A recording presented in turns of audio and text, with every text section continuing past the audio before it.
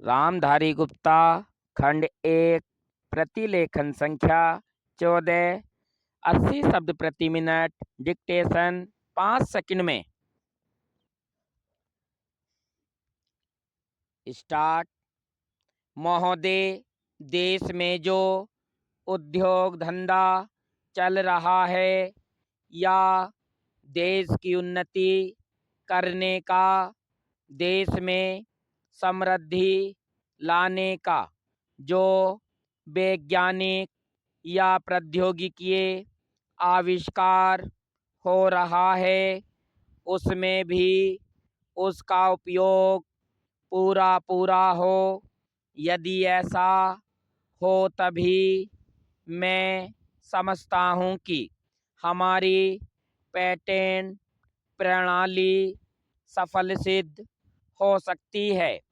यह प्रश्न उठ सकता है कि किस सीमा तक व्यक्ति के अधिकार की रक्षा की जाए और किस सीमा तक उसके अधिकार का हनन किया जाए, ताकि समाज का अधिक से अधिक लाभ हो, समाज उसका अधिक से अधिक उपयोग कर सके।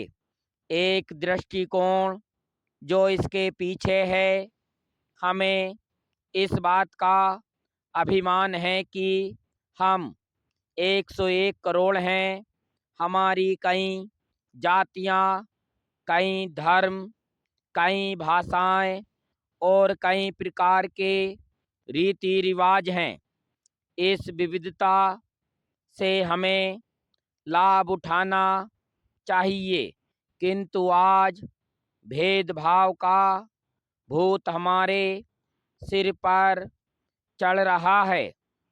भारत को स्वतंत्रता मिली है, इसका अर्थ यह होना चाहिए कि गरीबों की सेवा के लिए आज तक हमें जो सुविधाएं उपलब्ध नहीं थी वे मिली हैं।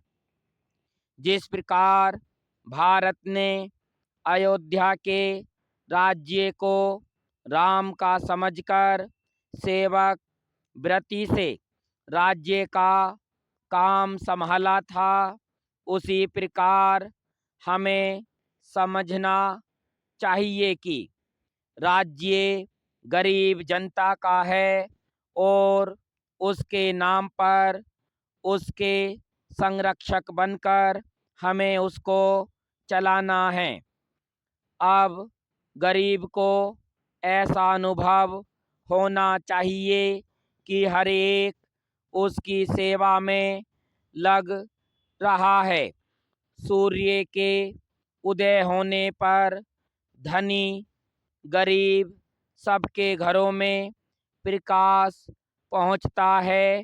ठीक उसी प्रकार स्वराज्य का लाभ सब को एक समान मिलना चाहिए।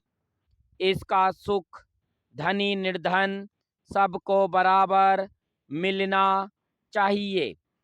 जनता को हमने वचन दिया था कि स्वराज्य मिलने पर हम आपके दुख दूर करेंगे। अब वह समय आ गया है जब कि हमें अपने उस दिए हुए वचन को सार्थक करना है। इतने बड़े देश में विचार भेद होना स्वाभाविक है।